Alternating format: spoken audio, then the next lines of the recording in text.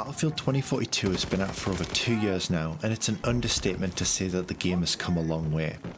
I've been playing since the beta, and let me tell you, what we have now is 100 times more playable than at release. But there are still plenty of things which DICE could do to make the game better. I thought it'd be fun to list out some of my most hoped for updates and see what the rest of the community thinks.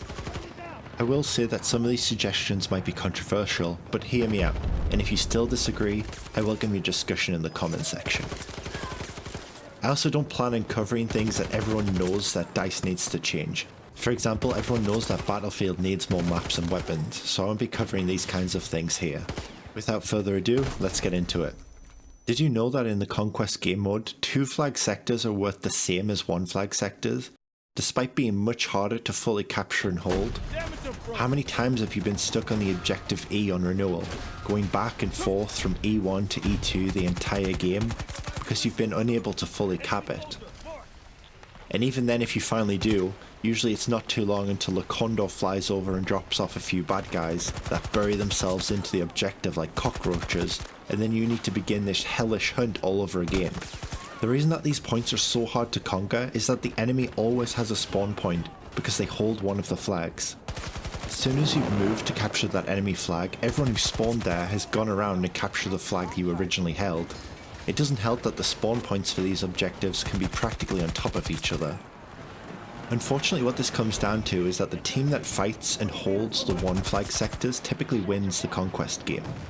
These back and forth scraps over multi-flag sectors, while fun, are usually just a waste of time in the grand scheme of the game. I don't think that this is what DICE intended. I also think that they realised this some time ago, as you will notice that some of the more recent maps and map reworks have contained fewer multi-flag sectors. I think they should remove all multi-flag sectors. While I could just say that they should just replace all of the multi-flag sectors with single flags and be done with it, I don't think this will necessarily fix the issue. They would need to re-evaluate which structures and points of interest they want to be flags, positioning them in a way that it makes it so that players don't need to travel very long to get to the next nearest flag, but at the same time that the flags are evenly spaced out. Longtime Battlefield 2042 players will remember the mountaintop radar station on the original Breakaway, which 99% of the time would be a US main flag the entire game. Let's avoid developing these sectors which no one wants to even attempt to capture. A common complaint from infantry players is that they don't have enough good ways to fight choppers, and for the most part I agree with them. You either get good with Liz's TGM or you get really good with your M5 RPG skill shots. One thing I used to love using in Battlefield 4 for fighting choppers was the FGM-172 SRAW, which was an infantry missile launcher which works a lot like the TOW missiles. You launch it and it follows where you're aiming. Players would get really good at learning the velocity, lead and turn speed of these missiles in order to be able to pull off some amazing shots consistently. This should absolutely be added to Battlefield 2042, right? Well, imagine my surprise when I learned that it's already in the game. Stay alert if you head in that direction. Hostile vehicle down. It's available as the M136AT4 as part of the Bad Company 2 Portal experience. This would take very little effort for DICE to port over and adjust the damage numbers to balance it alongside the other launchers currently in all-out war.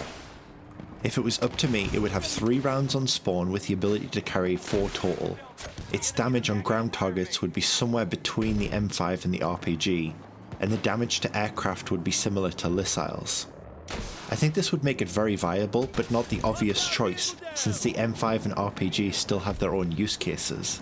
I think that it's especially relevant now that they're talking about making Liz a more ground-focused specialist instead of being anti-air.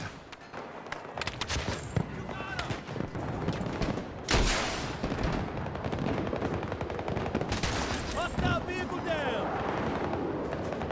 C5 is too strong in this game, and it being so prevalent leads to way more issues than you would think.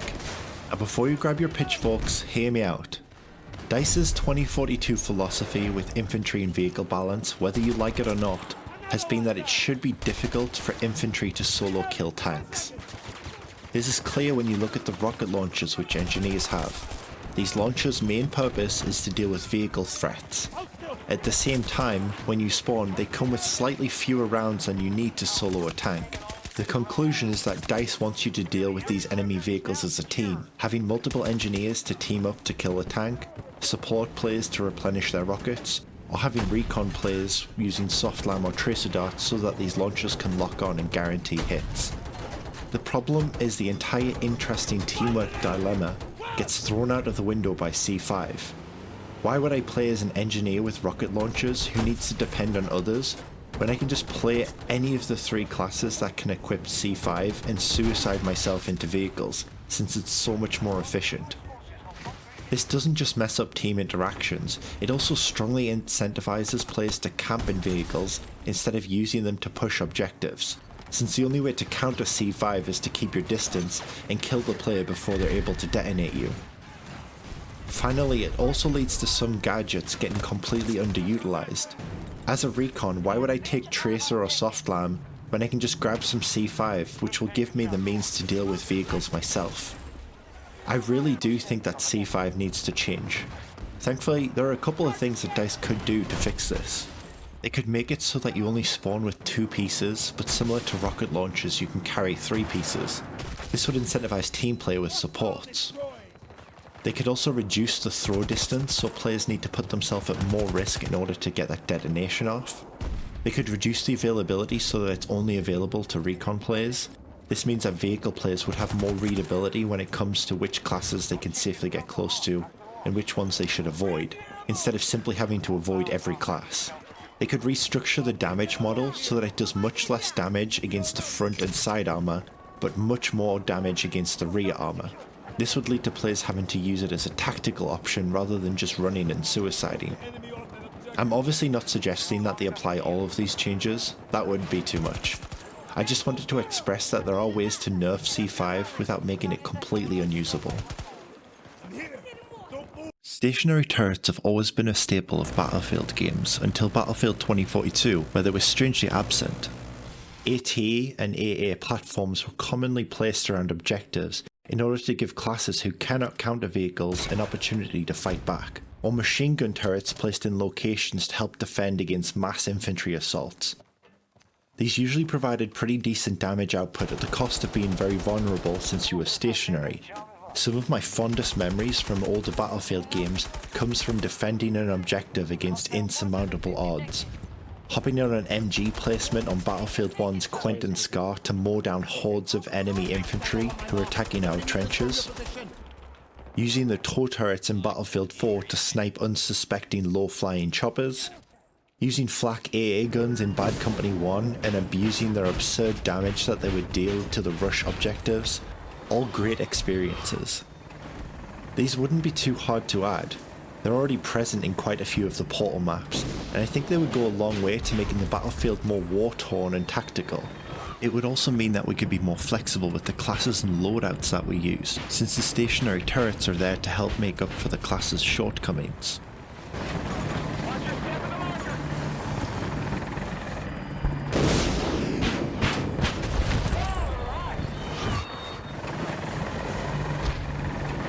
Recon tagging, or designating, is the act of using soft lam and tracer darts on vehicles in order to allow engineers with rockets or missile launchers the ability to lock onto these targets. It also works with some vehicle weapons like smart rockets, staff shells, and a bunch of other weapons.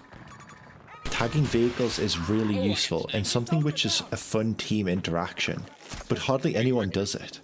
I think there are 2 main reasons for this. One is the fact that C5 is too good, as I've already mentioned. The other is that being a recon who is tagging is boring and unrewarding. You can be tagging enemy vehicles the entire game, and not know if you really led to any sort of kill or large impact in the game. You only get a designation assist if you have the target tagged when the kill happens. Other than that, you get no feedback, reward, or anything. Needless to say, this feature needs to be changed to make it more enjoyable so that recon players want to use it. For a start, I would make it so that tagging with the soft lam or tracer dart adds to the support column on the scoreboard. This is the column that grants points for repairing vehicles, healing and supplying with ammo, A point could be awarded something like every 5 to 10 seconds of designation, with additional points being added for every hit while the tagging is active. Next, it is super critical that the recon player knows that they're helping and that they aren't just wasting their time. I think there could be some kind of audio and visual cue which comes when another player is locking onto your designated target. Maybe the colour of the lock square could change, or the square could ping with a small message, "Missile launched." Also, an audio cue when the locked missile hits would go massively towards letting players know that they are helping. Engineers get something similar when their AT mines get a hit, so this wouldn't be too hard to implement. Finally, the assist window needs to be increased. If the vehicle you have tagged dies after your designation is over, but you still contributed significant damage, then you should get assists for every kill that you helped score. Right now, you only get 1 assist no matter how many players you help dust. Soft lamming and tracer dotting with friends over comms is so much fun, and I honestly think that these changes could go a long way into making it much more satisfying when doing this solo.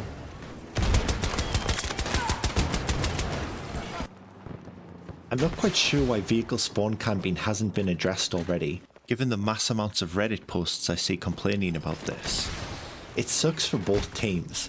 If the enemy team is camping, it's annoying being unable to fight them and kill them, and if it's a friendly camping, then they're just wasting the vehicle. Meanwhile, the enemy team is completely crushing yours because they aren't cowards who are afraid to push with their tanks. I think we could do one of two things here.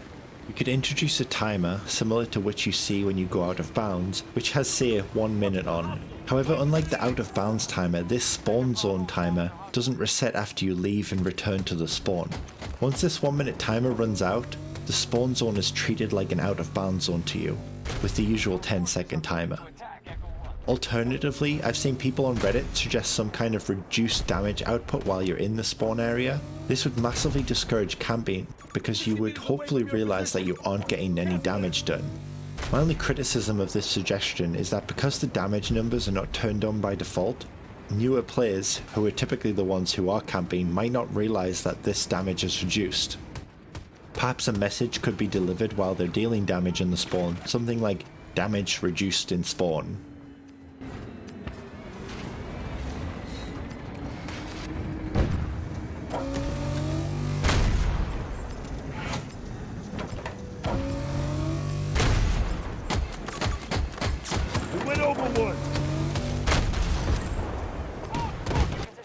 Okay, time to ruffle more feathers. The current iteration of the Assault class does not fit the Battlefield class teamwork system, and as such I think it needs to be changed. Every other class has a class gadget which can be used to benefit the team. Supports have the defibrillators, engineers have the repair tool, recon has the spawn beacon, and the Assault, they get the self-serving med pen. The biggest argument I've heard for Assault's role on the team is that they're the ones who can lead the attack and cut through infantry. But it's not the med pen which lets them do this, it's their cool specialist abilities.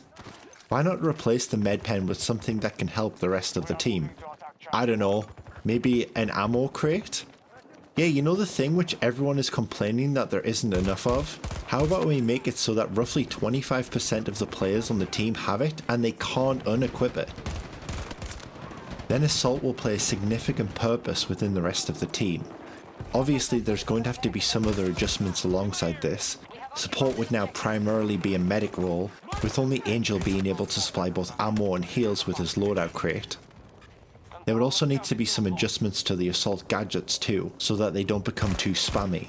Remove C5 from the class, maybe limit the SPH launcher to a carry limit of 2 rounds, and have it so that they only spawn with 1 round.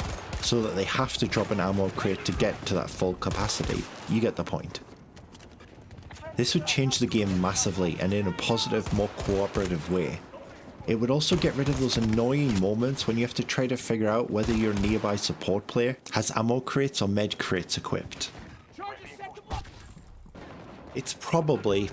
no, scratch that. It's definitely too late for this now, but I would strongly advise for DICE to look into the map balance more closely in the future.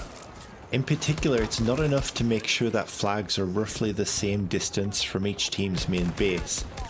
but it's critical that height differences and complexity of structures and terrain are also considered here. To illustrate my point, let me ask you this. In Conquest on Spearhead, how many times have you had to pull yourself away from the front lines in order to defend and deal with backcapping on E? Now, how many times have you had to do the same on A? E is a strictly more complicated objective to hold. E1 in particular. Not only does it have an unreachable high advantage point, which recons dropped via transport chopper wielding spawn beacons commonly abuse, it's also a much more complicated objective than the A counterparts.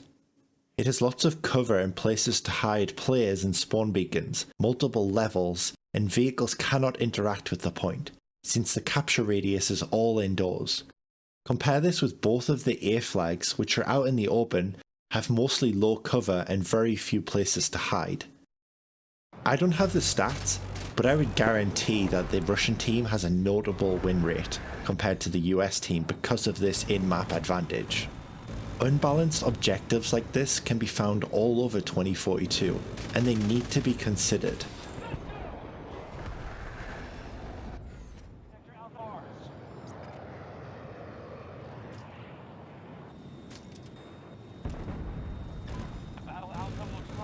I'm not suggesting that all the maps need to be completely symmetrical, but at least try to make the differences much less significant.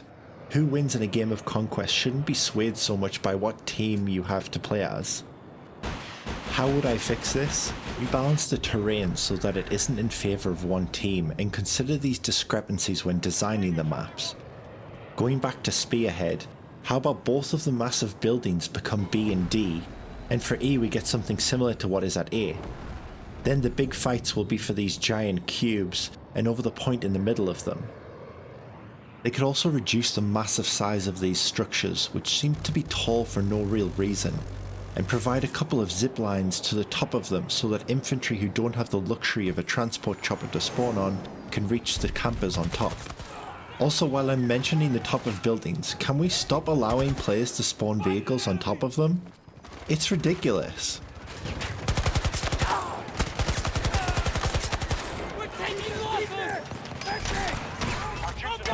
I don't know about all of you, but destructible environments is probably the main reason I chose to play Battlefield to begin with.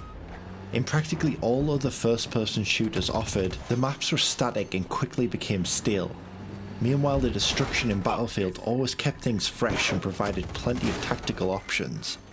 I used to love grenade launching corners of buildings where I knew campers were set up, or knocking down the rubble from an apartment wall in Battlefield 3 in order to flatten an enemy squad below, and of course completely changing the battlefield in Battlefield 4 with the jaw-dropping Levolution. These game options made Battlefield the dominant FPS it used to be, and it makes me really upset that DICE decided to scale back these features that made Battlefield completely unique. Again, I know this isn't something DICE can do anything about in 2042 this late in its life cycle, but I would strongly encourage them to put significant resources into developing destructible assets to use in the next entry of the series. You don't even need to make every single asset completely unique. Hell, I'm pretty sure I've been running through this exact building right here since Bad Company 1. Make a few good assets and then add them to maps in interesting ways and people will love it. Also, while you're at it, throw away that bloody shipping container asset. You've become way too dependent on it.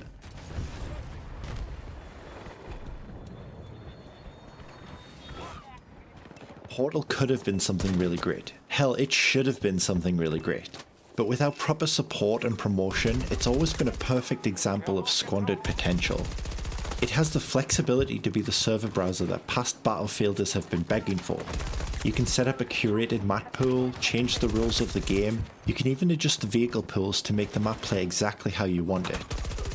Do you hate that you have to re-queue every time you end your game? Well, Portal doesn't make you re-queue, it just moves you straight onto the next map. Honestly, it seems like it could have been the best way to play Battlefield 2042. But unfortunately, due to the lack of promotion in the main menu and the long list of empty garbage servers, most players' experiences with Portal will be one of the following.